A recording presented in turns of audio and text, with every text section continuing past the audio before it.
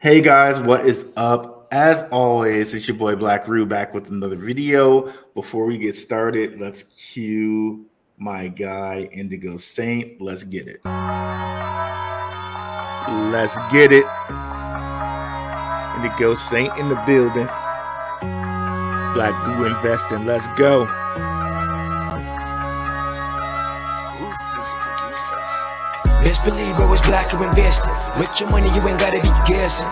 Profits is what we manifested. So we binge on a black or invested. Best believe I was black or invested. Got course in this race, we ain't resting. We got stocks, we got crypto with a blessing. So thank God for that black or invested. Best believe I was black or invested. Hey guys, back with my guy Dion from MYC Network. Finally got that right. Yeah, man. It's good to see you again. Yeah, man, back for a third time. Like, I know we've done shows for like more than 3 times, but officially this is the third time on my show. Oh, well, we got to get it up to like 10 or 20 times, bro. I love talking to you. Love talking to your audience and your community, and just kind of sharing the data with each other. You know, sometimes there's certain times where I may not know what's going on. Or maybe I have a piece of intel that you might not have. And, you know, that's kind of the basis on how to do things the right way in the crypto sector. You got to work together with different people, different perspectives and, different tips. You know, you just never know. Sometimes, in the crypto sector, a lot of people get obsessed with what's the big pick or, what's the up pick, right? When's up, but to be honest with you, what makes you the most money in this sector is staying solvent, and staying solvent has a lot to do with avoiding the millions of landmines out there in the crypto sector, right? For sure. And For sure. Unfortunately, there's a lot of different people out there. I mean, whatever you want to call them, advisors or traders, investors, influencers, whatever you want to, hear your tips from. Some people will give you good news all the way to zero. So, you don't want that. You want, the good, the bad, the ugly of everything, because sometimes a piece of data could disrupt the way you want to strategize. Maybe you want to take some chips off the table, or maybe you want to strategically place yourself accordingly to what you hear. So, I've always been a person that's wanted to kind of hear everything, just in case. You just never know. Yep. And just so people know, remind the people of your stuff and what you have going on, like different projects that you worked with. I know it's been 3 times, but people might need a little reminder. And be sure to go and check out Dion's channel, by the way, guys, on YouTube. I'm actually sharing it all the way around right now, putting it on my community pages and making sure that everyone else could find us here, because I really do like people watching your content. You're a little bit more, I feel like you're more meticulous about certain things. Well, not meticulous, but, well, you are, but that's not the word I was looking for. I feel like you're further in tech, I feel, than the casual person in the crypto sector. So it's always good when you find somebody that digs a little bit deeper than the average person. Thanks, versus bro. Surface value, Thanks, But just to give you guys a quick refresher, before I got into crypto, I was a business broker. I used to sell middle market companies. I was a director. We used to do 2 million revenue companies up to 500 million revenue companies, full exit strategies, strategic partnership, mergers, stuff like that. And I was just one person to a big puzzle. Okay. So don't feel like it was just me doing things. There was a staff of, over 500 people that would complete deals over a number of years. I did that for close to 3.5 years until ultimately I, got into crypto. I got into crypto about half my career into that, and I started doing really well. I loved it. I understood how fast things could move, and I just kind of kept it going from there. My trading ultimately led me to build our own projects and build our own software. I worked with Telegram and Discord. I've worked with Signal, all those different types of applications where, that you want to have a community, or you want to build out your community. And that's kind of the way I started out. But as I grew, and eventually you have a cycle or two, or whatever the case, you build up enough capital and you want to build your own stuff. I could see Blackrue doing that very soon. Probably this cycle, I can imagine you having your own platform. But we all want to grow out of the centralization of these apps that we all play on, and we want to make our own stuff. So I ended up creating ODD ODD app. It's listed now on Google and Apple stores. If you want to know if I'm real, if you want to know if I'm a software developer, or if I do build in the sector, you could look up my application easily on Google or Apple phones or tablets. And it's pretty much a military-grade encrypted app for community communications only. So there's no direct messaging, there's no screenshot, there's no data extraction. It's just pure community communication, but it's very secure. And the reason why I did that is because you want to protect your intel, you want to protect your data. So let's say from a regular level, let's say Blackrue, one day he says, okay, I want to block off access to me and the stuff I provide or my content. Like for instance, Patreon, you have to pay your way in, or certain Discord, you have to buy an NFT, or maybe you have to pay the admin a particular amount of money to have that access while taken down, so that way you can get the data that you need, right? And a lot of people see this as a simple model, but it's not. Your data is going to be the new gold. So the reason why you listen to videos about crypto is because you want data, and data is informational, but it's golden because maybe it could save you money, or maybe it could make you money. So a lot of these things are more valuable than people take at face value. So especially when you're as experienced as Blackrue, or you're experienced as me, or whatever the case, the data becomes valuable, but it also becomes so valuable that people want to steal it. They want to steal your IP. They want to steal your data. They want to steal any type of ideas you have. These are all IP, intellectual property, that has a value to it. So that was really the formula as to why I built my app so secure, because you're talking about your financials, you're talking about whatever it may be. Maybe I'm sharing a business model idea, or maybe I'm sharing internal information, right? But that's why you put a lock on certain things like this, right? But the bad thing about some of these apps is they don't protect you from screenshot, or they don't protect you from third-party companies extracting the data or spying on you. Eventually everything is going to go towards that principle of security and privacy, because on the internet now we freely give up so much data that now we could see how evil it becomes, or how bad it can become with bad actors. Somebody, maybe they don't like you, or maybe they're competitors. They want to steal your ideas, or maybe, they want to front run your trades. Maybe they want to, Blackrue comes out talking some really awesome alpha one day, tells you how to strategically do something one day. Another guy sees it, screenshots it. What if he takes that out of context? Maybe he misrepresents the data, or maybe he takes it and says, oh, this is something I made up. Those are all little things that, maybe a troll, will screenshot and just think it's a simple funny game, or simple like, but that's stealing, because you're stealing data. You're stealing data that you should have paid for, or you're stealing data or misrepresenting it to slander Blackrue. Maybe, there's so many little things or bad actors that they do in order to make themselves appear better or more trustworthy, or whatever the case. But this is a solicitation. Those are solicitors, and those are different things that solicitors do. Especially for those of you that are building communities out there. If you're a CEO, if you're an admin of a Discord or a Telegram, these are all certain things you have to look out for, and make sure you understand the cybersecurity aspect of things, because somebody could take a screenshot of you, misrepresent it. And, these are all certain things that I think about, especially when I was growing on these platforms.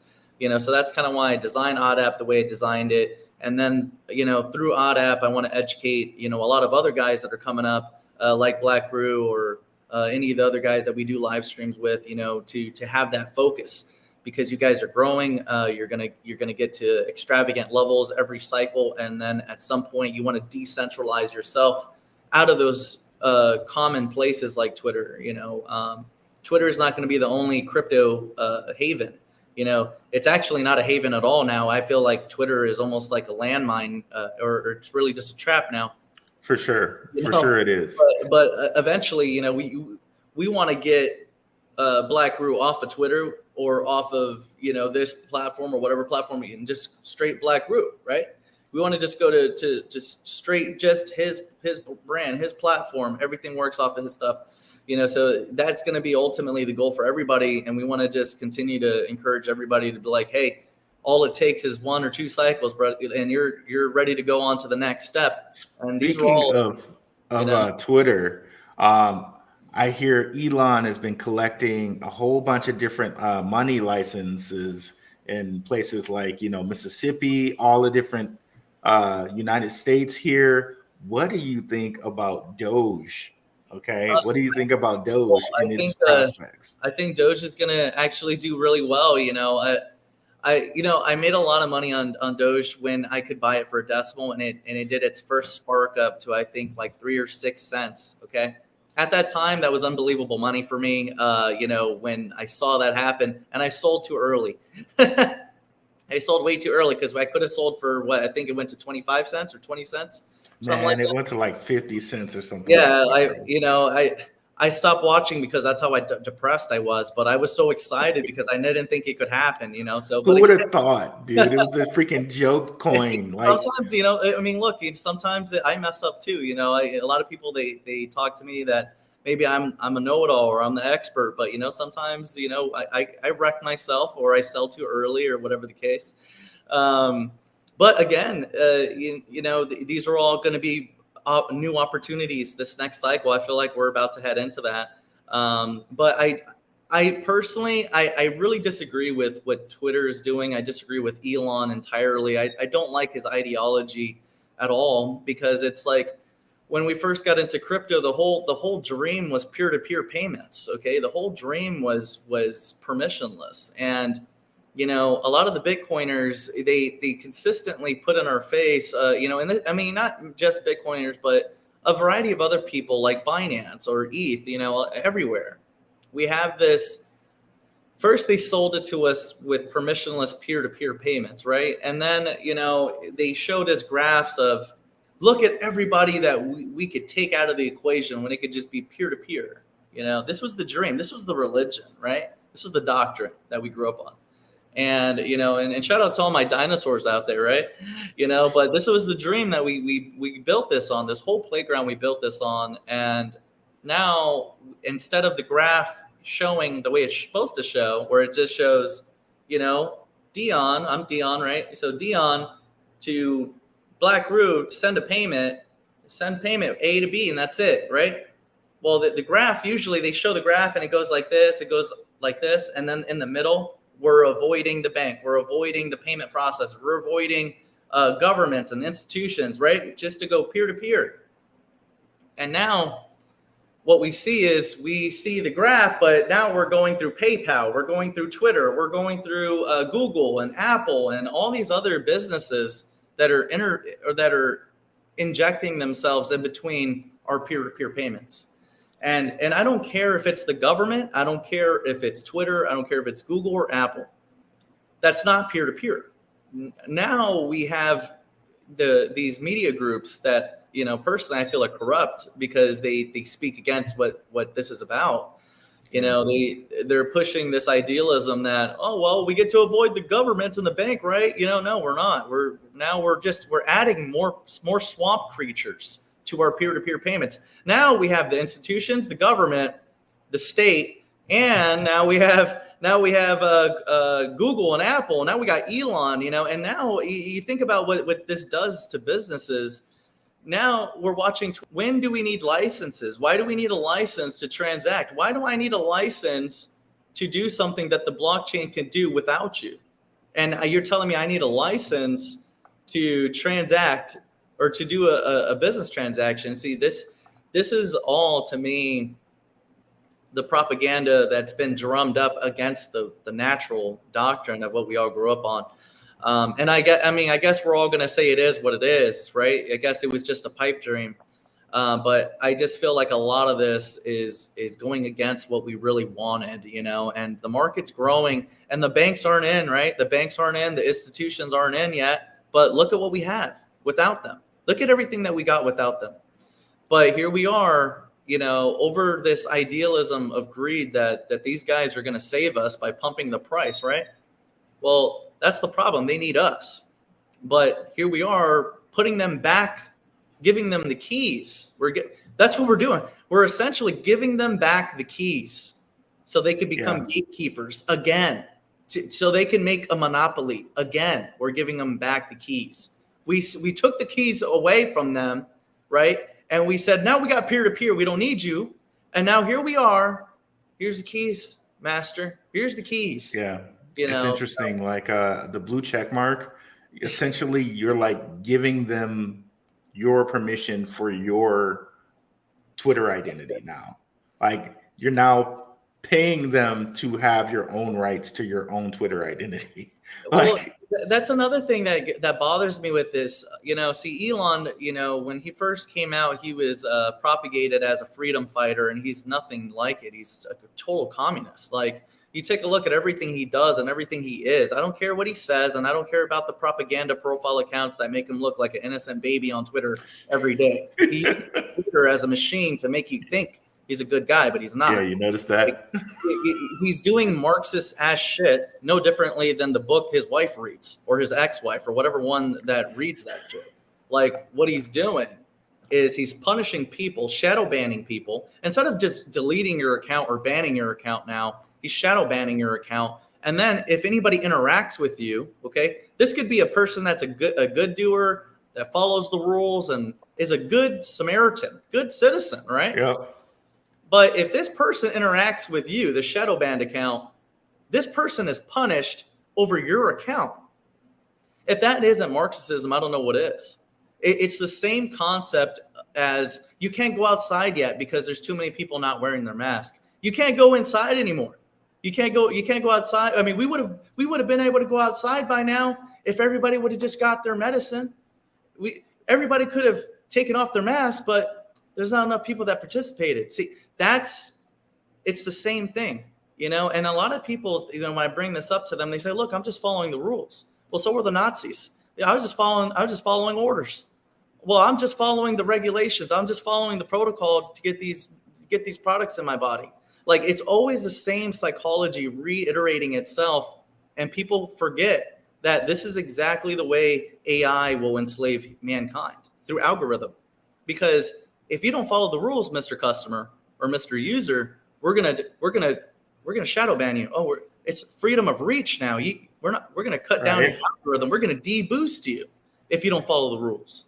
So now for you guys, I dropped out I dropped the link in the description for Ronan and Cryptologic John, or I'm sorry, Crypto John, to join if they want to join. Yeah, definitely. Hop on. Yeah, let's go. Here's Mystic Ronan in the house here. Yeah, let's get it going, fellas. Like, the more the merrier. People on here now. The more the merrier, bro. Well, something. Ronan is a freedom fighter, so I know that. So he's definitely in the depths. So this is definitely the right guy to have on. Dion, it's nice to see you, brother. Massive respect. I love your message. I love even more so your actions. You know what I mean? Making your own pirate ship, your own app. I think that's awesome, man. Couple things. Ruel makes his own app and his brand. Now you're kind of siloed. You're kind of cut off from those larger. From a business perspective. By the way, if you're on social media, you're not on there. If you're not on there for business, you're a customer. If you're, you know what I mean. So I would use these as utilities. You're the product as well. You're the customer and the product. That's the right. data, yeah, everything. Yeah. And but let's say we all three make our own app, like you have our own brand. Yeah. We're in silos. Do you imagine some sort of platform where we can kind of come together in the future, and almost like a parallel, I put in the chat, but like a parallel to, I mean, you could always use a lot of these other platforms to market, your silo. You know what I mean? So like, again, you think about, so a lot of people, all right. So when I first made Odd App, you know, a lot of people ground level were like, well, what are you going to do? How are you going to exist? Right? How are you going to exist? I'm like, well, I already have my own community. So, you know, it'll be word of mouth, you know? Yeah. But on top of that, you know, you got to think bigger. You know, you got to think like a real entrepreneur, right?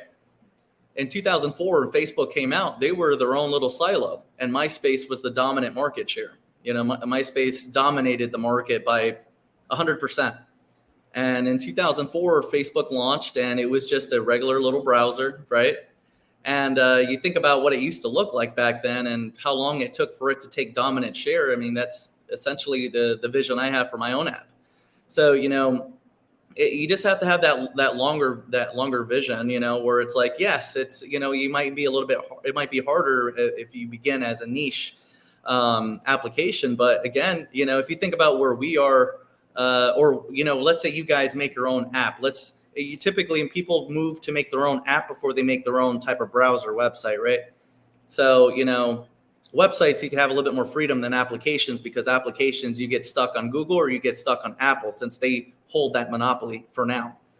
But if you think about it, everything is going to eventually decentralize from all these platforms. You know, they're finding every reason to decentralize from these places. Jack Dorsey, when he made Twitter, you know, when it grew too big, he used to complain that it got too big, because when it got too big, it stopped being fun. When your platforms get to monopoly sizes, now you have to, you know, you have to like figure out how everybody else feels. You have to, oh, well, I'm distributed globally, so I need to pander to, you know, to Europe. I need to pander to Africa. I need to pander to Americans. You know, you have to have this universal mindset to appease everybody, and nobody really wants to take a stand, because now you're pretty much lukewarm and everything. So, you know, at some point, he was like, you know, I liked it better when we only had, you know, 100,000 or less users. And when Jack Dorsey continued on that, he said, you know, I liked it because we had our own niche. There were no complaints, not enough people on there to really find each other to complain about, and everybody just kind of hung out, and it was easy. You think back to 2005 Facebook, 2007 Facebook, the type of content we were putting on. Well, what about YouTube? YouTube in the early 2000s, when you're putting content, man, you could put anything, you could say anything on there, and it was the best. Everybody had fun. Content was like supreme, right? But now that these platforms have gotten too monopolized, or they gotten too large, you know, now they've gotten to this point where now they're more along the lines of tyrannical platforms being utilized by the state to, you know, for whatever reason, you know, for whatever purpose. So, you know, personally, I feel like this is just the natural processes of monopolies collapsing. Apple and Google stores are going to collapse. Facebook or Meta and Instagram, those are going away. You're going to have Threads, and then from Threads, you're going to have your glasses. You're going to be able to live stream from your glasses. Twitter is trying to catch up, but they don't got the tech yet. But, you know, Twitter is going to be dominant for a little bit before the monetization. But again, because they could now limit your income, they could limit your reach, these things are going to fall apart too. So this is all coming back into fruition for Web3 innovation, where you want to have your own niche groups. You want to have, like, yeah, maybe Twitter, you know, maybe some of these larger platforms could be kind of like your town square, you know, let's say, where everybody kind of just mingles together. But you're going to have that division away from all of those places for your own niche, right? So I think that's what's ultimately going to happen naturally, you know, whether it's a giant platform where it has a town square and then you have subdivisions, or it's just naturally marketplace where you have the town square, Twitter, Threads, or, you know, whatever the bigger platforms are, and then you have your decentralization apps, right? Well, so one way I see it is the same way, but another way I see it is that's like McDonald's. We're filet mignon over here. There's the underground, you know, like the best stuff, right? The best music, or insert whatever. It's not, you know, they don't have hundreds of millions of, you know, they're not Taylor Swift and all that type of stuff. You know what I mean? Yeah. Stuff is like a little bit exclusive, and sure, we can use those like a town square, but I mean, if you want that realness, and one, knowledge isn't free. if you want to get the knowledge, like you give a lot of knowledge. I really appreciate some of the way you discuss crypto. You might have to click on an extra button or two to get there. And if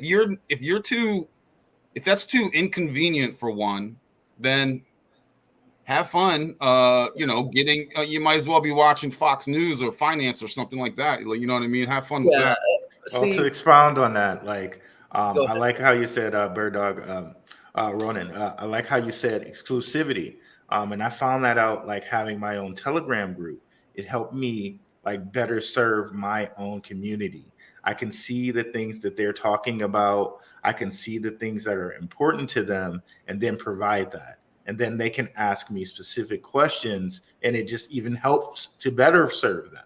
And then we have different communities. Like, okay, I opened up a quote unquote conspiracy community, and the people that served, they got into that community and they very much enjoy it. It may not be that many people right now, but all of those people are getting served. All of those people are providing are being provided for. So it ends up being better for the community.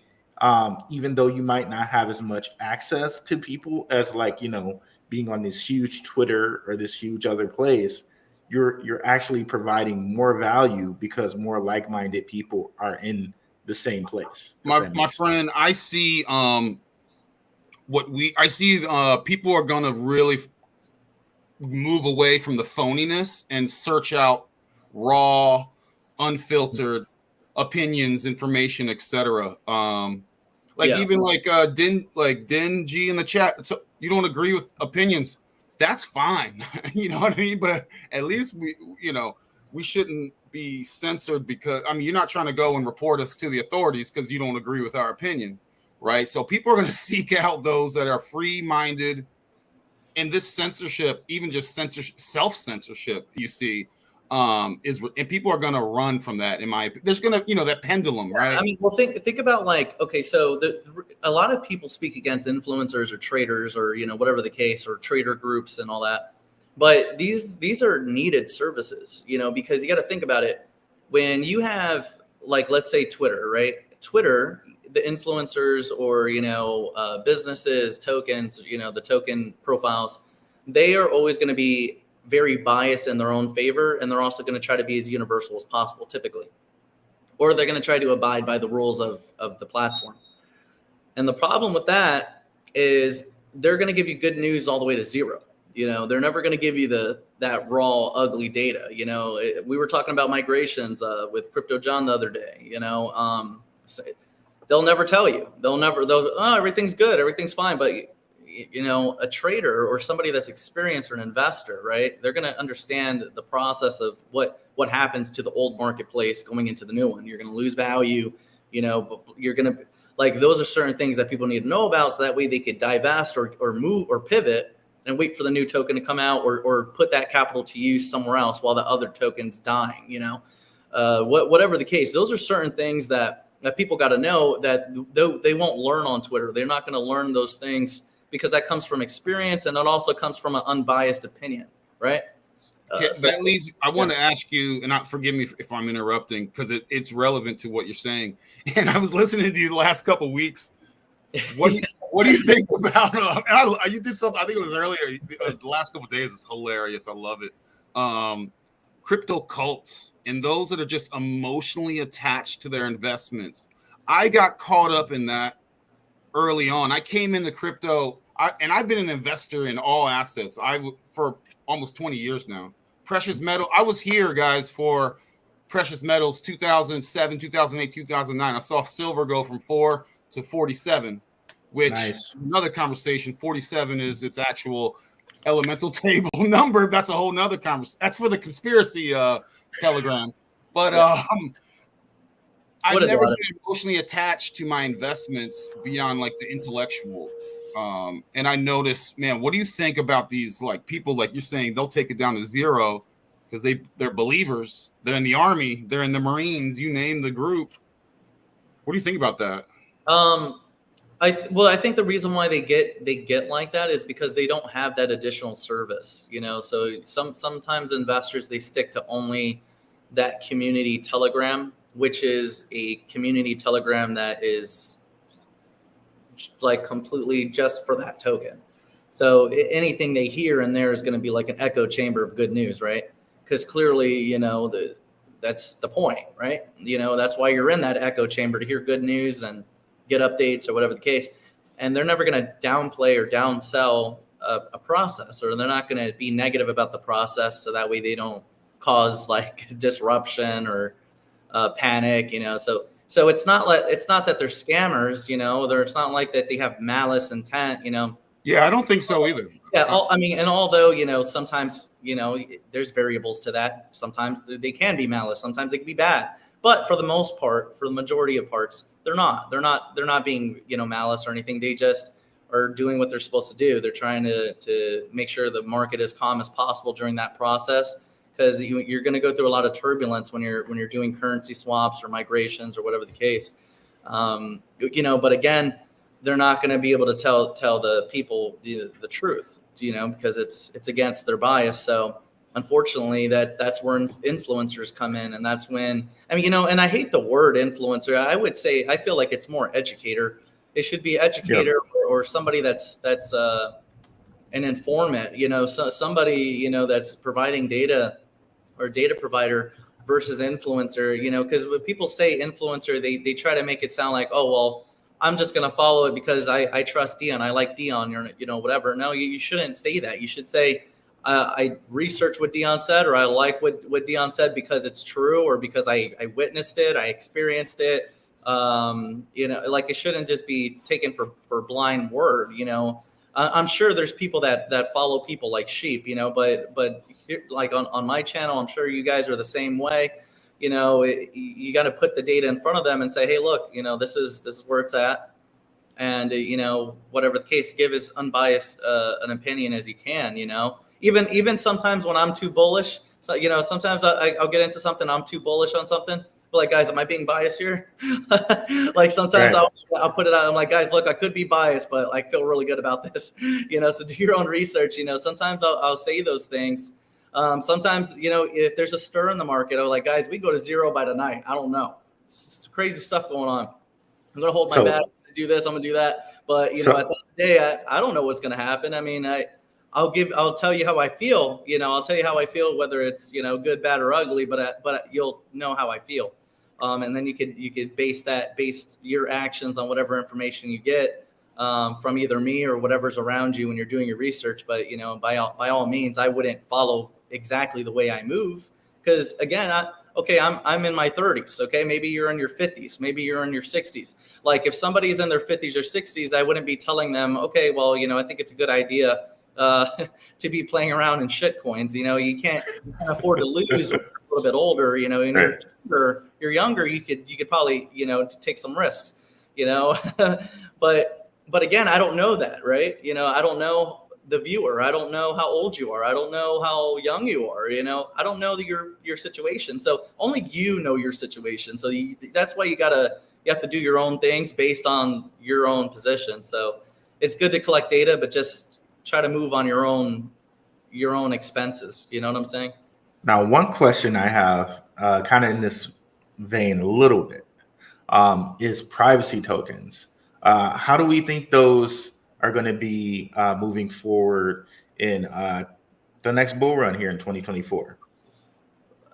That's another doctrine, like I feel like, money should be private. I feel like I don't think we should have to name or talk about anything that we do on the chain. What they should worry about is the money that I deposit in the bank account. That's what they should worry about. They shouldn't be worried about my assets unless I'm taking profits and I'm taking cash. That's what I think. And I think that's the real use case, is using it actually for transactions and money. I want to buy your t-shirt. I'm going to send it to you, or goods or services. Nobody needs to know anything, but obviously we know what we're dealing with. But real question, quick question. What about Dero? What are your thoughts on Dero? And you don't have to talk about it. You can keep going. What's the ticker? DERO. It's basically private smart contracts. It's very early.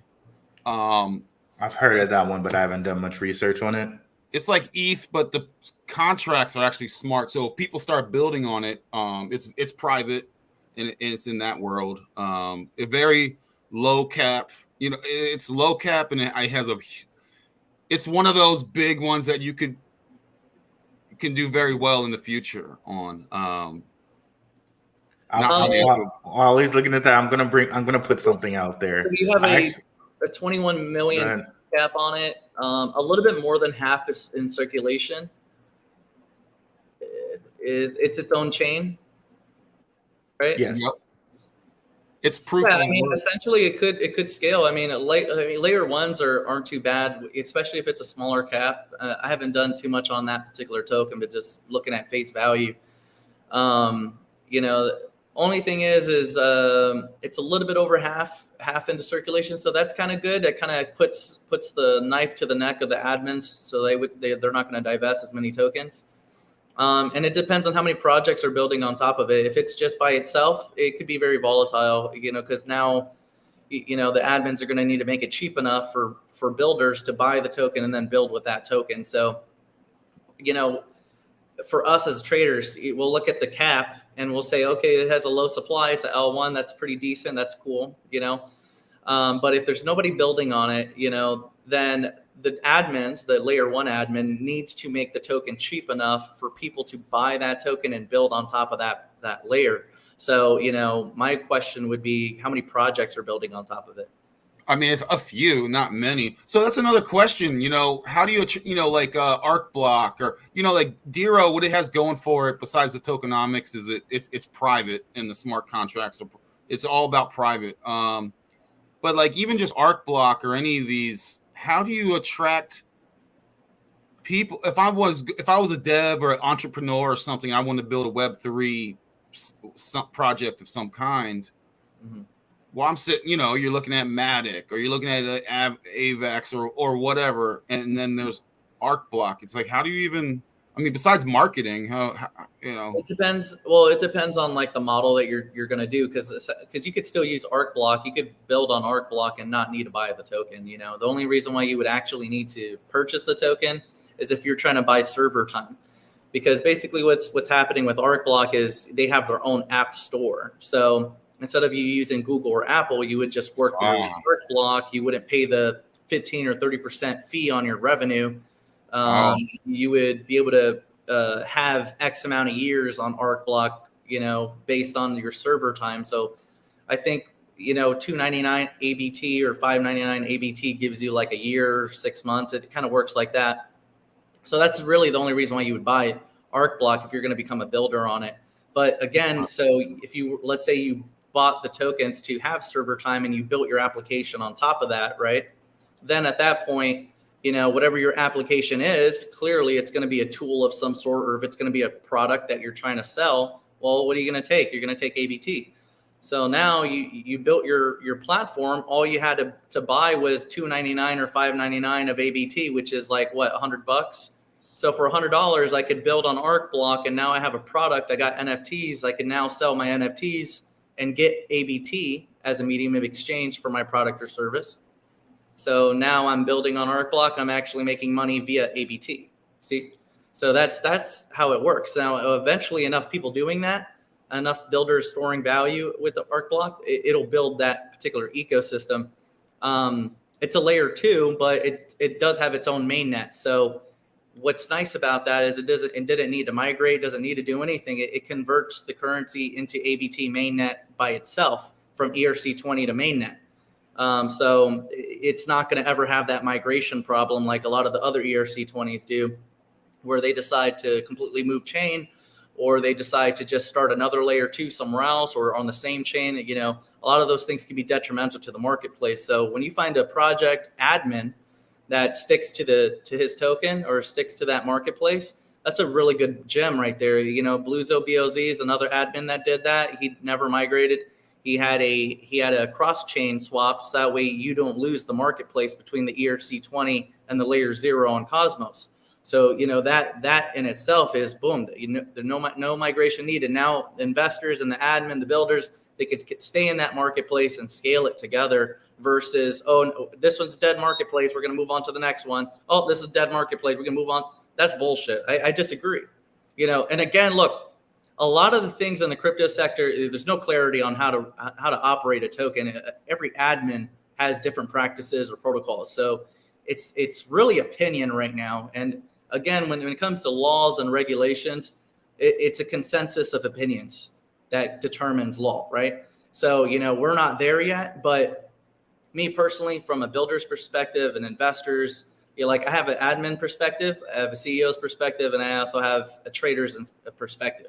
As a trader, I hate that shit. I hate migrations. I think it sucks. I disagree with it. And as an admin myself, I would never do that because I understand that how it kills marketplaces. So for me, I disagree with it, But again, 95% of the sector does it, and it's common admin practice. It's not an ecosystem thing. It's an admin thing, okay? People migrate out of ETH, they migrate out of the XRPL, they migrate out of XLM, Sol. It's a common practice. So it's not right or wrong, okay? There's nobody to really say it's right or wrong yet, okay? To me. Let's talk about that a little bit because we got Jasmine migrating. I know you and John talked about it a little bit. I disagree. Jasmine, I didn't like at all because all they're doing is making another ERC20 on an L2 and then saying, "Oh, this is Jasmine chain." See, to me, and again, this doesn't make them scammers, doesn't make them bad people, But again, you still kind of have to think about it. There's no reason for them to do that. I don't see a reason for them to do that. I don't care how great the other L2 ERC20 is. It's the same thing to me. I disagree with it. To me, I just felt like they didn't want to buy back their token and they wanted to make new admin tokens. And the only way to do that is to submit another token. And now they have a fresh batch because it's bullshit. They diluted the marketplace by 99% of their admin tokens. And now, we don't got no more. Well, why don't you buy them back? You literally started from $5, sold billions of tokens. So, you should have hundreds of millions of dollars. Why don't you just buy back the token like Ripple does? Ripple buys and sells its tokens back every month. So, why can't you just buy back? They didn't. They said, no, we're just going to make another token. So that's it. I don't like that, and again, there's nothing wrong with it. I can't tell you that, by law or anything that it's wrong, but based on what I know it does and the process, I don't like it. Because the governments currency swap all the time. You look at Russia, Germany, the US, every country in the world has currency swapped. Well, guess what happens in a currency swap? Any historian's going to tell you it fucking sucks. It's a migration because now you have to give up X amount of your old tokens and you're getting new tokens, right? Or you're replacing your old dollars for the new dollars, and the new dollar, guess what? It has more value. So, you're going to have to get rid of all these other tokens for this other one. But I mean, what's sad about that is like in our real life, that hurts even harder. But in the digital world, when it comes to crypto, you're dealing with a lesser liquidity pool. You're dealing with a lesser price. Like it's an all around circus. So, I don't like it. Sometimes like ALBT did with, what was it? NXRA or whatever. Yeah. Hacks, I hardly believe the stories, but, I can imagine it does happen. So, I'll give them the benefit of the doubt. So like, let's say if it does happen and a hack happens, okay, that's a good reason to migrate, They reduced the supply, so that's not that bad. I don't know what the starting price was on deployment, but I can imagine that it was less than even after the drained out price on ALBT. Where did it start out, NXRA, the price? I think it started out at like 4 cents or Okay, no. I think it started at 6 cents. Okay. So it depends on how much the other token was worth by the time it got drained out. But again, from announcement to where it got drained out at, you're already down more than 50%. Yeah. It was sitting at like about 8 cents. Cool. I got my swap over, but I still lost all that money. So you see what I'm saying? So yeah, personally, I disagree with the practice. I just don't like it. So, for instance, all the admins, the way the admins and the developers, I don't care if they're blue chip, I don't care if they're white collar guys, it don't matter. There's no right or wrong way to really do something. It's opinion at this time. So, but for me, we're pioneers. Yeah. They're pioneers right now, for sure. Yeah. For me, it's a practice, So, when I see admins practicing commonly migrations, I don't care how common something is. If something's wrong, you have to say it's wrong. So, for me personally, I think it's wrong. Yeah, if you make marketplaces, stick to it. If you have a better product that comes out, or whatever the case, okay, then make a new product, okay, and then let the community adopt that other product with the same use cases and build it out. Because think about it, man, like from a trader's perspective, once the admin divests all his tokens, or let's say they decentralize the marketplace, and maybe the admin has less than 5%, maybe the admin has, less than 10%, whatever the case may be, some sort of minority stake, right? At that point, the admin can no longer suppress the price from the community purchasing that token. So that position in the marketplace is what the investors should deserve, right? They stuck with you throughout that entire process, going through the turbulence, maybe losing money, waiting all that time. And the least you could do is continue the marketplace, even if you have minimal stake minority share in it, and let them scale the token and let them benefit from the project and the product that got completed from that marketplace, right? So that's why I disagree with that continuation prospect. Like when they say, oh, this is a continuation of the old product, and that's why we're making a new token, right? Well, that's bullshit, because you created that entire project, that entire idea, whatever you had, that idea from the moment you made a roadmap, from the moment you made a white paper, whatever you did, you based your marketplace on that idea. So I don't care if you have a continuation. That continuation's over. You completed your project. It's over. Stick with it. And more on that later, guys. Community members benefit, by ROI at that point. Just because you're not the one getting paid or you're not the one making all the money anymore doesn't mean that your investors don't deserve that. So to me, I just, as an admin, I would never let go of my marketplaces. They're assets. So, I feel like you got to keep them. And, even if you own 1%, I think 1% is a good deal. If everybody in a marketplace owned 1% or less, nobody could dump the chart, and now it could scale.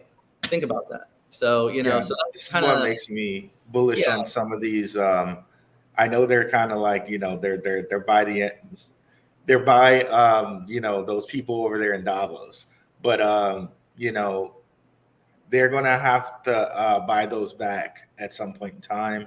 And I don't know if you guys know the law, but the Bank of International Settlement said in 2025 that the central banks can use 2% of their reserve to buy crypto. Have you guys seen this? That's not bad. So, yeah. Bank of International Settlement said, and they wrote it in a really weird way, but basically what it comes down to is Bank of International Settlement said in January 1st, 2025, central banks can use 2% of their reserve to buy crypto. So what do you think that's super bullish, especially for things like XRP, things like XLM, things for all like the ISOs and stuff, QNT, all those types. Yeah, algo. QNT, yep, algo, all of that. And then there's a esoteric point to it too, because it's January 1st, right? Janus, and 2%, right? So it's you also esoteric point to it too. But yeah, it's gonna be super bullish for those ISO coins. So I want to ask you guys about the next bull run. Yep. The Bitcoin halving is like, I mean, what, like 2025 at some point, like no, bro, it's 2024 April. The halving. Oh, really? So they've been pumping it. Okay, so bull run in next. It is super imminent. Like some people think, and I kind of feel this way too. It could pop off early, like it could pop off in like November or December of this year. So it's going to be really important for people to kind of like hop in right now, like while things are kind of boring, because it always happens a little bit earlier, like every cycle. So last cycle it happened basically around the halving, or actually, I'm sorry, like a few months after the halving. It was when it really started going bullish. Oh wait, I'm sorry, I apologize. So sure. The halvings usually the bull runs the next year. No, man, that was the 2020 was the last halving. Yeah, that was the 2017. And 2021 was the bull run. And in same in 2017, it was 2016 was the halving. So you're right. What But am I missing? So 2016 halving, it took a year, and it went to like 2017 is when things really popped off. But here in 2020, like people were like, okay, I got until 2021. It popped off like basically 2 months after the halving. And people were very shocked by that. That's why a lot of people were left kind of holding their bags in 2021 because they were like, okay, this time's different. It's not going to go down. But it did because it's a cycle. And we know from the Hermetic principles, the principle of rhythm, the cycles they stay, just like summer, winter, just like the 4 seasons, just like night and day, cycles stay. So this time I'm thinking it's gonna pop off even earlier, like right on the halving or 6 months before the halving. So really, I think we need to be really, really prepared for this to pop off even earlier because that's what it does every 4 years. So the next halving is supposed to be for April. This coming. Yep, it's supposed to be April. Yep. Yeah.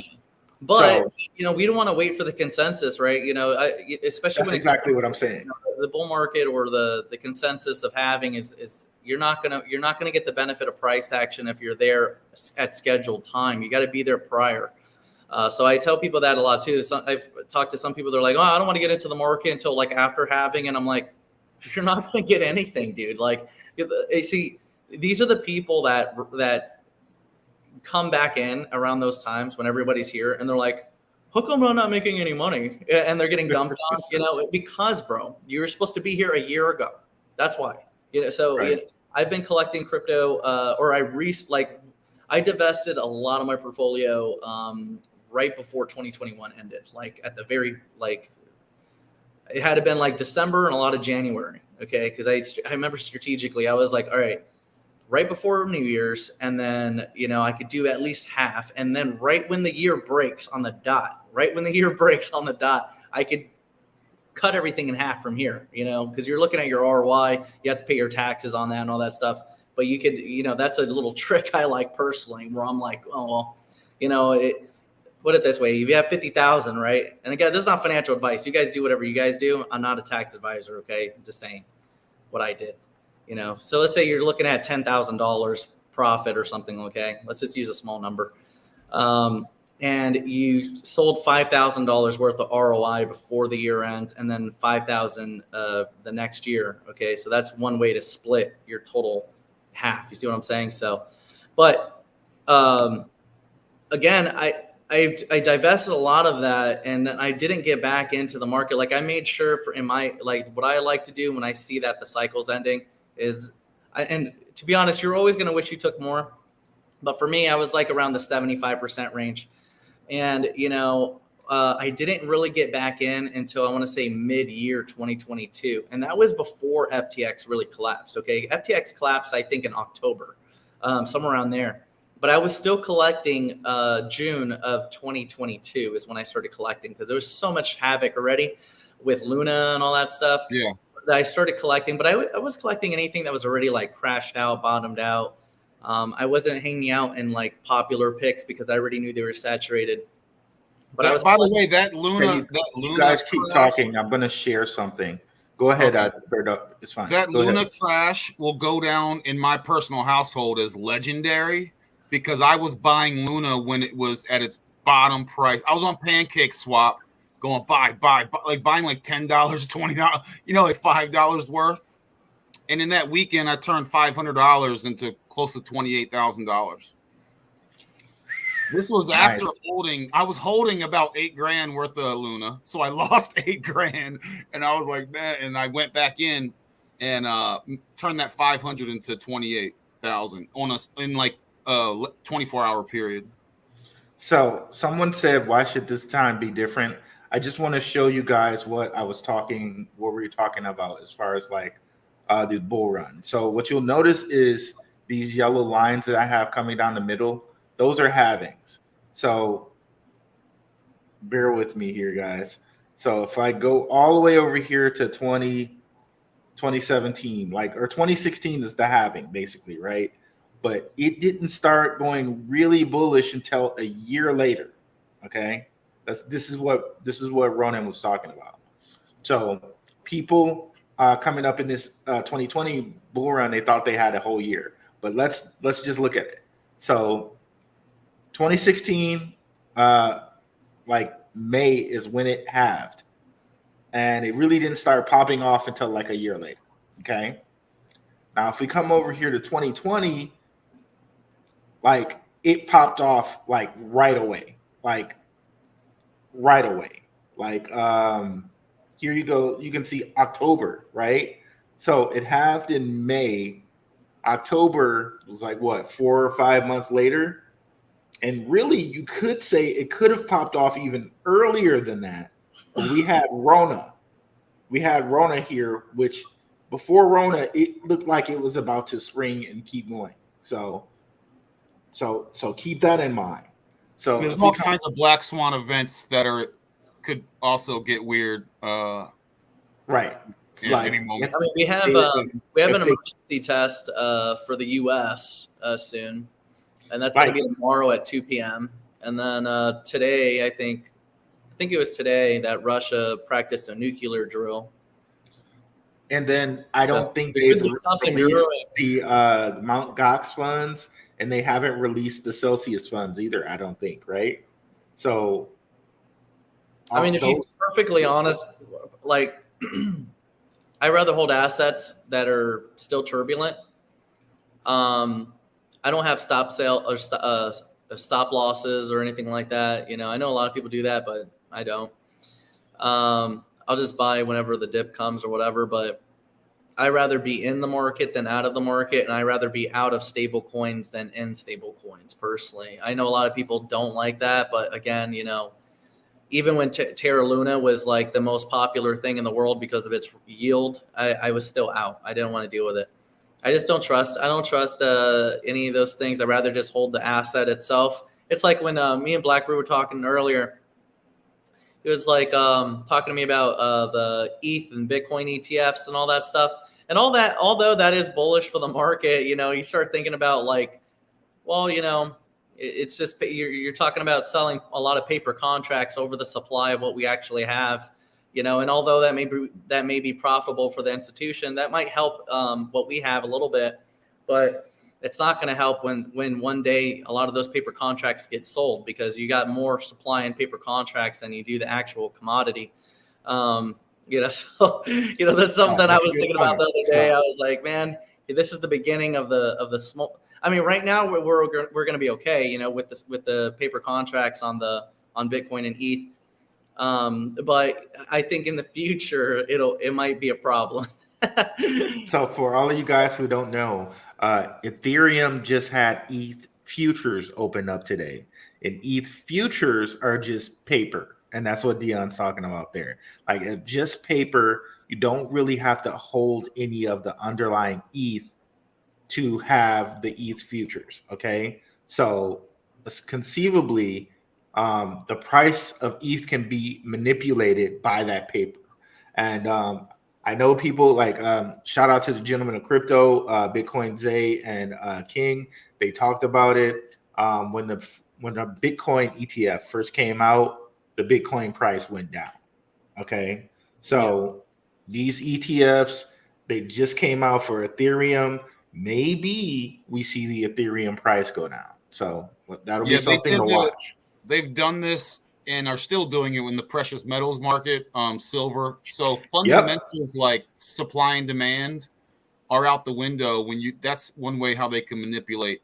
And what's funny with the precious metals and Bitcoin is that they own the miners. They own the Bitcoin miners.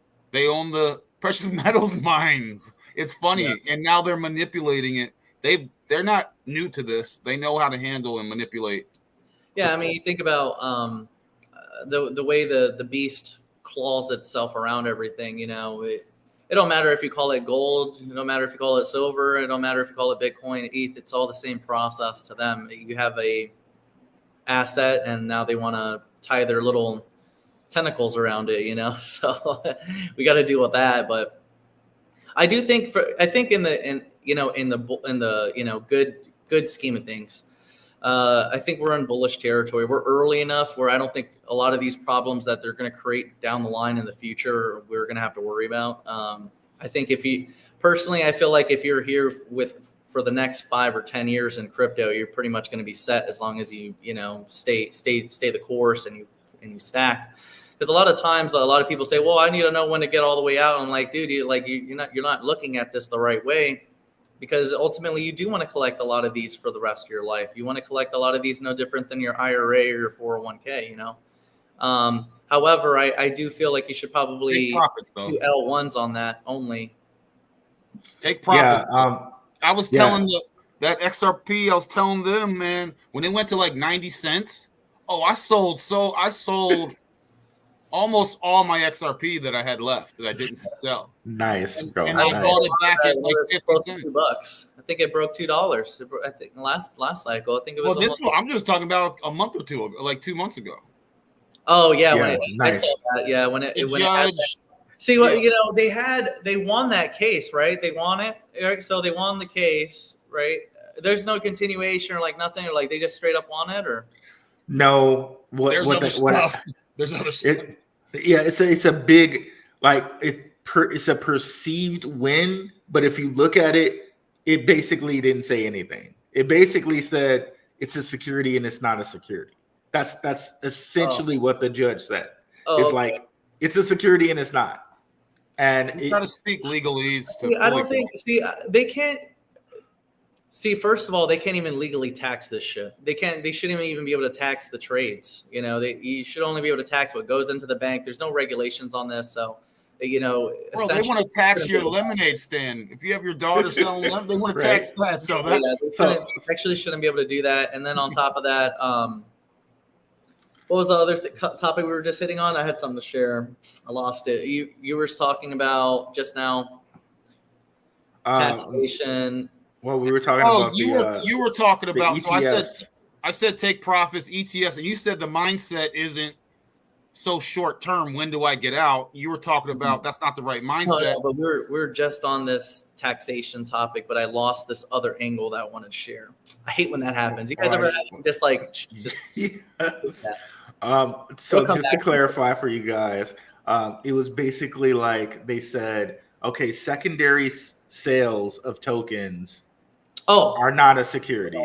And then they said, okay, but the pre-sale you guys did was a security. So they essentially said it wasn't and it isn't at the same time. Mm-hmm. So, I personally feel you can't, since the moment the use case was invented for the token, you cannot call them securities. Because if there's a use case, then it's not a security. If you could purchase, there's no stock that you could purchase a cup of coffee with, and there's no stock that you could purchase or transact with the way you do at Chuck E. Cheese's between a token and the arcade machine. So, as soon as the use case is made up, as soon as you could do a peer-to-peer transaction, it's not a security. So, I do feel like, commodities are something that you could get a little bit closer to. But again, are they really that? You take a look at the way Chuck E. Cheese's used to have its physical tokens. Now you have digital tokens. Now you have digital credits or digital credentials for video games you play. It's no different. If you have a machine, it don't matter. Did Chuck E. Cheese, when it first created its tokens before they got to sell it, were they securities at that point? No, they weren't, because as soon as they made up the use case for that token, whether it's digital or in physical form, it is a form it's a medium of exchange for whatever the product or service is. So, because of that, I just don't think they have jurisdiction. I think they're just trying to claw their way into that, or try to claw their way into that definition. Personally, I feel like maybe it won't be a commodity or a currency. It might just need a new jurisdiction entirely, or like a new asset class. But I really don't think it has nowhere near what it. Can you transact in oil? No, not really. What's silver and gold? That's currency, right? Yeah. So it's more currency related. It has a use case too. It has use cases too. Yeah. To me, it's the currency is currency. If it's, I feel like the only way you could call anything a security is if you tell the person that the token is a representation of your company's shares. That's the only way you could say it. And I know a lot of them say, well, it could go up in value, or like, this is like, it has nothing to do with value. It has everything to do with if it's a representation percentage of your company or a share of whatever the company is. If you're just buying shit coins and you're buying tokens from a utility project, and they sit there and they tell you that this is for shits and giggles, it's for shits and giggles. If they tell you if it's you buy this token, you could buy my arcade or you could buy my NFTs, then that's what that's for, So I just kind of feel like a lot of them just kind of like try to sneak their way into stealing from people or stealing from builders. And I know a lot of people, they sit there and they call different builders scammers and this and that just because it doesn't work out in their favor. But like, look, without the builders, you wouldn't have shit to trade on. Okay, so if it wasn't for them having the tits or the balls to get out there and build, you wouldn't have shit to trade. So I feel like a lot of people should respect the builders. I think a lot of people should respect the influencers out there, because if it wasn't for those influencers, you wouldn't get unbiased opinions, and if it wasn't for those builders, you wouldn't have shit to trade on. Yeah, there's bad actors and blah blah blah, but you can't just loosely throw around the word rug puller or loosely throw around the word scammer, like it means something. I think that the entire sector needs to grow up. Forgive me, Rua, I'm going to drop off. Dion, I'm going to drop off, guys. You have your own channel too, right, bro? Yeah, I have my own channel, guys. Check it out. The Ronin Experience every Friday night. We have some major guests coming on. I don't want to give it away, but yes. So every Friday night, come check it out. The Ronin Experience. You may have to search at BirdDog45, BIRDOG 45. But support the real ones. I appreciate you guys, and I'll keep listening. It's getting late. I got to do stuff. No problem, bro. Definitely support my guy, on his Mr. side. Gronin. Go ahead. Ruel, let's get a stream on his side one of these days. Oh yeah, let's do it. Let me know, Bird Dog, and I'll set it up, bro. It will be an honor, man. Let me know. It would be an honor, dude. Guys, I'm gonna keep listening. Thank you. All right, cool, man. Take care. So I just wanted to break this down for you guys in the crowd. So a lot of people think Gary Gensler, right? They think he's for the banks. But let's really look at that, okay? BlackRock, no matter who the U.S. president is, you can look it up, guys. You can look it up, whether it's on the blue side or the red side. A BlackRock person is in the U.S. Treasury. And there's quotes from the Rothschilds, right? Like, I don't care who the president is, as long as I can control the purse strings, right? So if no matter who the president is, BlackRock has a member of the U.S. Treasury, then the BlackRock controls the U.S. Treasury. So if Gary Gensler is a part of the SEC, which really says if something's a security that's going to affect the U.S. and the U.S. Treasury, essentially, Gary Gensler works for BlackRock. Now, BlackRock, who Larry Fink is a member of the people in Davos, the World Economic Forum. He's a member. He's a board member. Now, they say that Davos hates Trump and like Klaus Schwab was talking about Trump or whatever. But if this is all the case, Ripple is a member of the World Economic Forum. So essentially, BlackRock is on both sides, bro. Oh, yeah. Well, remember back, they updated the website recently, but if you take a look, remember like ID2020.org, they used to show like a list with Ripple on it. They had the Rockefeller Foundation, they had Gavi. And these were all companies that Trump himself had vouched for the stocks and stuff like that. Right. So you have JP Morgan is pretty much a lead-in founder of the Federal Reserve. You have, the big four, all of them have ties into the feds, and so essentially you think about all the banks that own each other, right? Or the biggest banks, they all have connections, into the biggest institution. So it's the power is never divided. I mean, the 99% of wealth is in fact with them. The 1% of wealth is shared among all of us. And that's why it's so scarce right now. Right. So if Trump had a BlackRock member of his treasury, then does the WEF really have a problem with him? No. Absolutely not. I've always believed that's like a two-party system hoax. You know, Trump is no angel. I mean, he was the best light that we could get, and he still didn't really do much for us. He kind of made corporate communism, if you really think about it. He fed all the banks. He fed all the companies that were supposed to die. And the problem is that's not so much his fault, but you know, the thing is we're running on a zombie economy. Everything is a zombie company. You know, if you take a look at the way investors think now, it's wrong. You know, like think about like GameStop, when GME exploded, Hertz, every bankrupt company. I mean, like literally Tesla. Is that even? I haven't looked at the P&Ls on that in a long time, but I don't recall Uber or Tesla ever being profitable.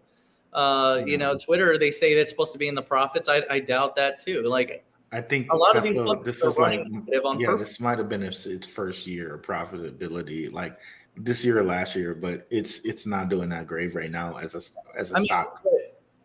What Twitter's strategy is to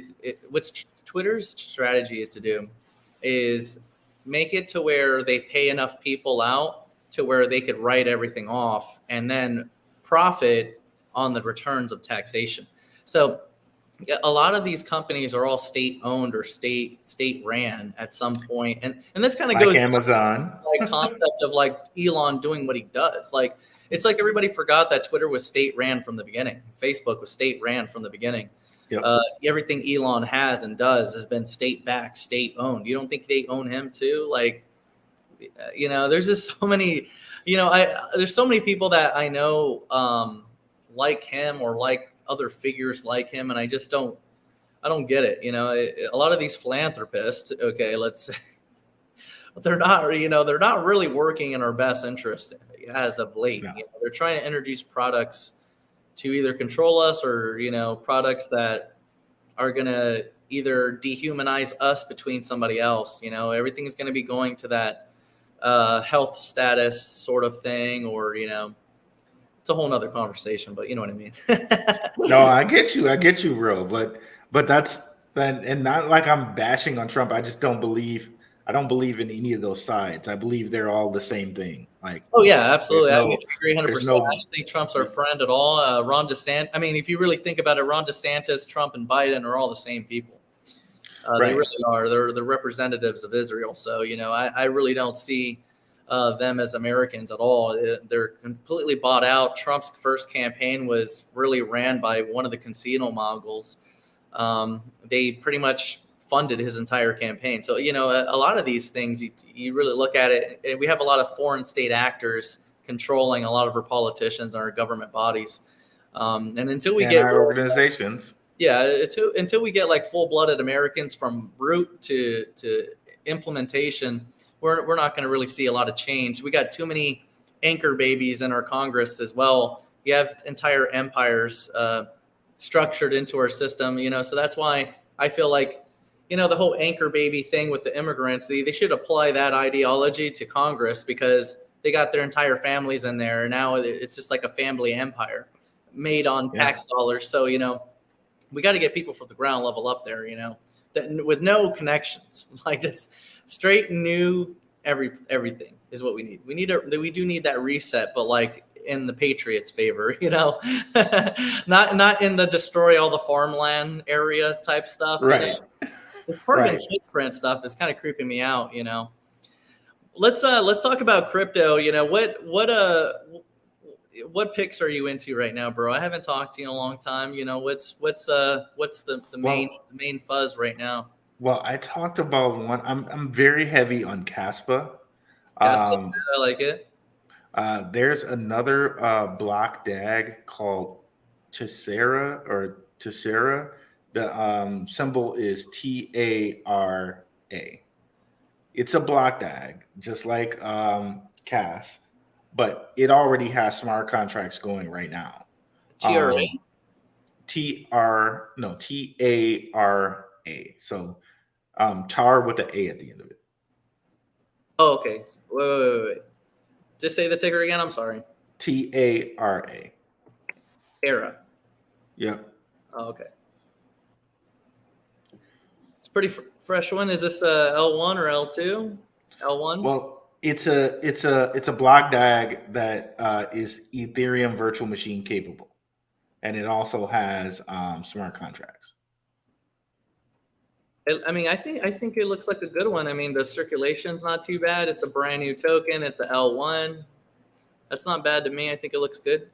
And I haven't even looked at the website, but I'm just looking at it from outside. But it looks good. And if you go on coinwatch.com, they have like a ton of developers that are working. Like at least that's what the coinwatch.com thing shows. So that I'm high on.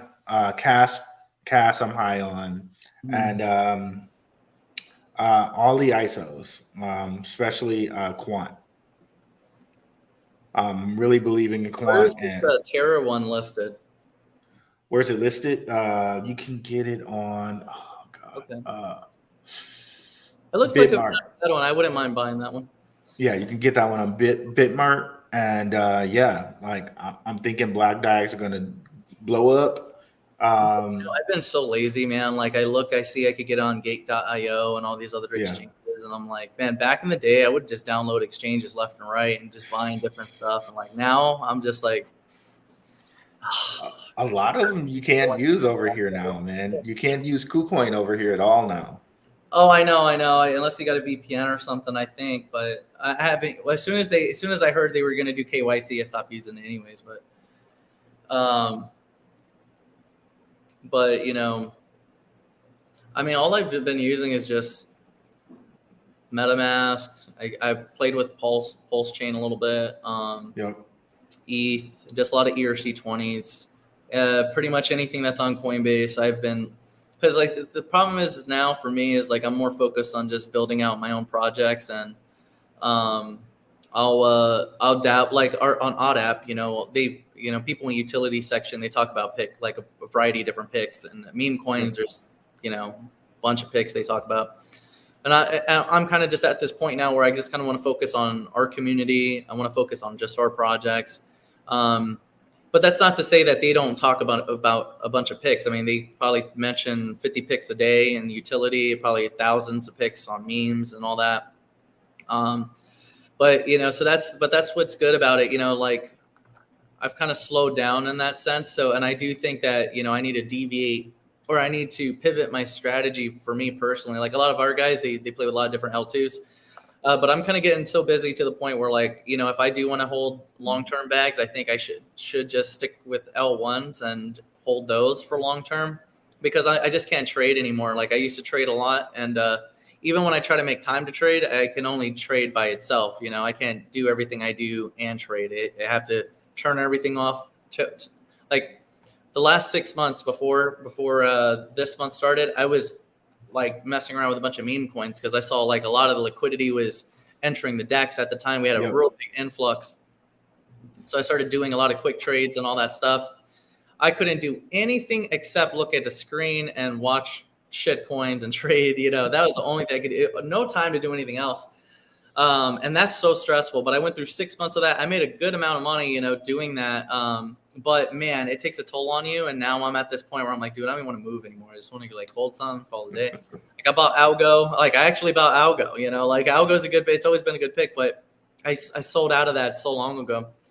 But I saw it at 9 cents, and I felt like 9 cents was just so cheap. It's like finding XLM at 7 cents. You're like, oh, why not? Yep. XRP is way too expensive for me. I have a bunch of XRP that I escrowed like 3 years ago, and I won't be able to touch that for 5 years. But besides that, I'm probably never going to buy again. 50 cents too expensive. For me, at 10 cents, I'll get excited again. But everyone's like, "Yo, in your dreams, you better not." But yeah, I think HBAR is a pretty decent deal. I liked. Algo is nice. I think XLM is still an okay deal. I like a lot of those L1s, for now. ETH, I still have a lot of. But I have some ERC20s like LCX. I just got out of Parsec and Jasmine because of the migrations. Yeah. I just got out of TVK because of migrations. A lot of migrations, you know, and again, this is an admin thing. It's not an ecosystem thing. You know, there's a lot of migrations in every ecosystem. You just got to pay attention. You know, that's all that is. Let me see what else. I like Dragon Chain a lot. Dragon Chain is a pretty good one. Arc Block is a good one that I like. Let me see.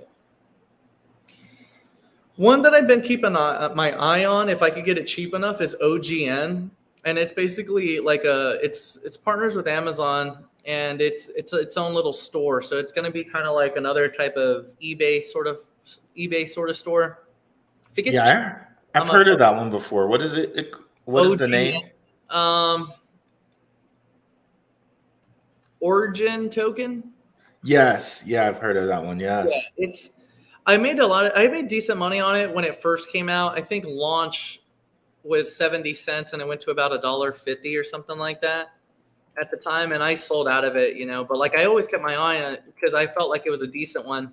But it's a 1 billion coin cap, half is in circulation. That's not too bad. But for 12 cents, I feel like we could probably get it a little bit cheaper. right. You know, so we'll see what happens with it. But I still think even at 10, 12 cents is a good deal. But I haven't got to play with it yet. It came out at the peak of the market. You know, it came out 70 cents. All-time high was $3.39. But I feel like it has another good run up in it. You know, it's half circulation. It's not that bad as long as the admins aren't going to migrate. We'll be all right. So we'll just pay attention to it for now. Yep, and it's like e-commerce, right? Yeah, I like MCO too. You know, I don't know as far as it'll go, but that's like the carbon footprint thing, kind of like EWT. Yeah. You know, I kind of feel like that could explode out of nowhere just because, you know, it's like the coin cap on it's like 1.8 million or something like that, or 1.9 million coin cap. So I figure I'll just buy 1,000 of it, call it a day. I bought ERN, which was, I think it's like Eternity or something like that. It's supposed to be like somewhat NFT, but it has like sports and some other stuff. I bought like 1,000 tokens of that just to buy it.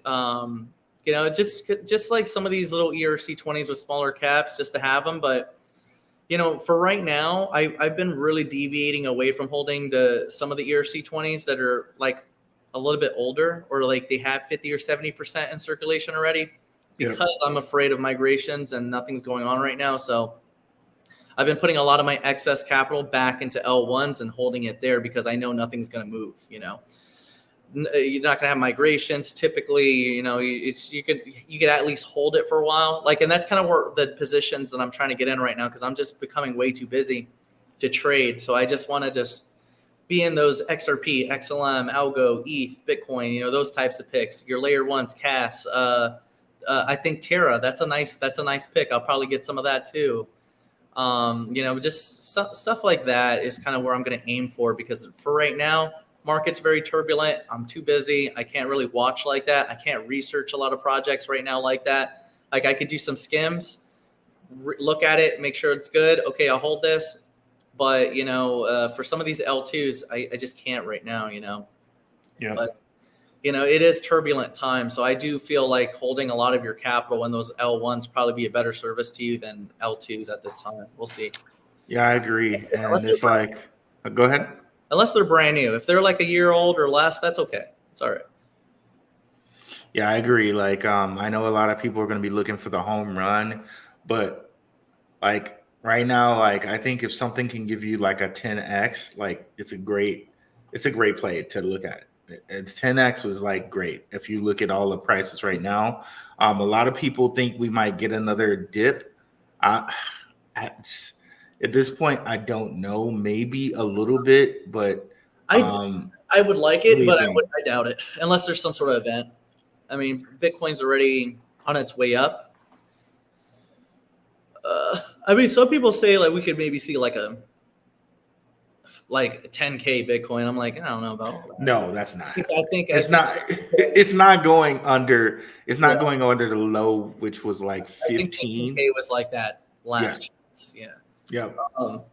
But all right, man, let's let's schedule for like next week, or or let's do it on Ron Inside or something like that. The only other new thing that I got going on right now is just like I'm trying to put an ERC20 together right now. We have a pre-sale that ends tomorrow, and that's going to be like a utility token for MYC. It'll have like odd app incentive to it. It'll have NFTs, but you won't have to divest, the ERC20 just to buy the NFT. You'll be able to transact with the ERC20. You're not going to need ETH. Same thing with the game that I want to develop with the token. Everything is going to be like use the ERC20 for everything, not ETH. A lot of the ETH projects are like that for some reason. If people wanted to get involved in that before it closes, where can they go? You could go to MYC_token, and that would be on Twitter. You could find it on Twitter, or you could find it on, if you go to my YouTube channel, I put out just some of the themes that we have, because when we first came out, we were like conspiracy themed, kind of talking about politicians a lot, talking about celebrities. So I wanted to like theme for entertainment around the conspiracy aspect of things, kind of get into that. But also kind of stick to utility side. Like, okay, we got that theme, but like, okay, let's do, like lizard type of, chameleon type of NFTs. Let's make a video game. If we do a video game, we could do a 2D side scroll. Yeah. Or maybe do like a lottery system where like the winner wins a good prize, and then half of the winnings go to a burn address. Like that's kind of the way I wanted to do it. But it's a 33 billion coin cap, and it's going to be all revolving around that type of theme.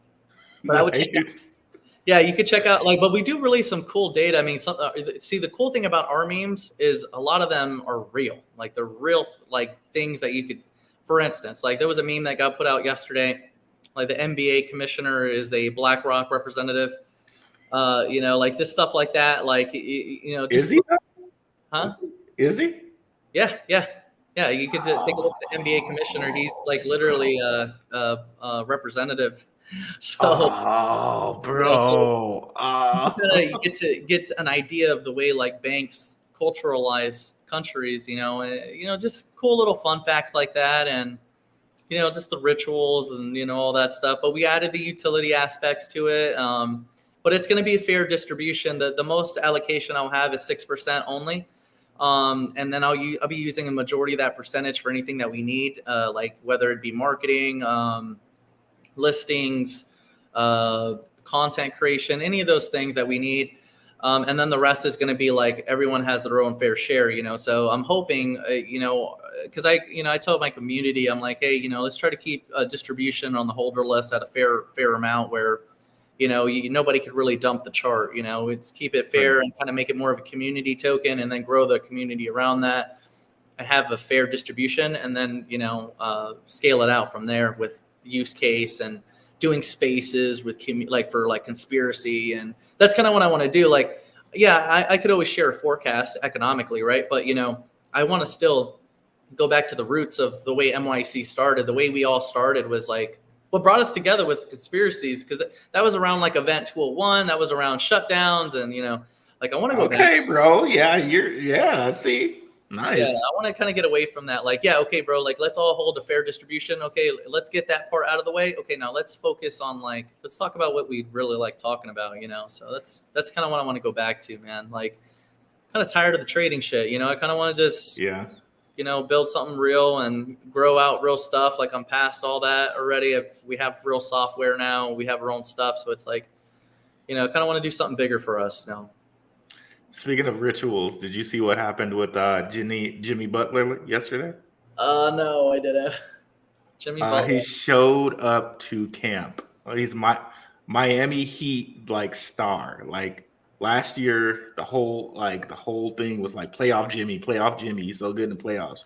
He shows up to camp with his hair permed out, right? He looks like it's permed like a girl perm, not like people were trying to say like Andre.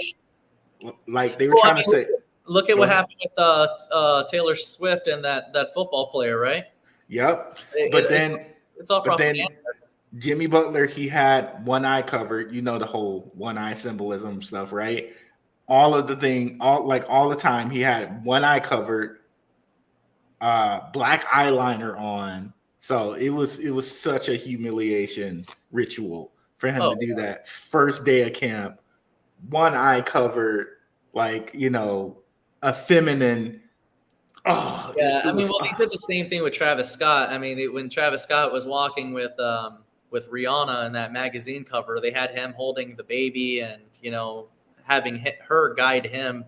Like everything they want to turn upside down or make it backwards. They want the woman leading the man, and the woman doing manly chores, doing manly things, and then the guy doing girly things. It's just weird how they want to do all that stuff. But again, this has to do with the indoctrination to tax the woman. I mean, they took the woman out of the home. Now they have a new cattle to create revenue from. But if you take a look at what they've done with the banks, they've culturalized it. See, the Fed says to everybody they have nothing to do with policy, right? What they do, because they issue funding or they issue loans based on how many women you have employed in leadership roles, or how many minorities you have in leadership roles, or how many minorities you have employed. Like that's not the way that America is supposed to be. It's supposed to just be whoever's good for the job gets the job, right? Yep. So now we have it where we have a bunch of yo-yos in our military. We have a bunch of weirdos like in different cabinets of office, propagating whatever their lifestyle is versus actually doing things for the American public. It's a lot of social like stuff, versus like real things we actually need, so we have to continue to pay attention to those things and just kind of call it out.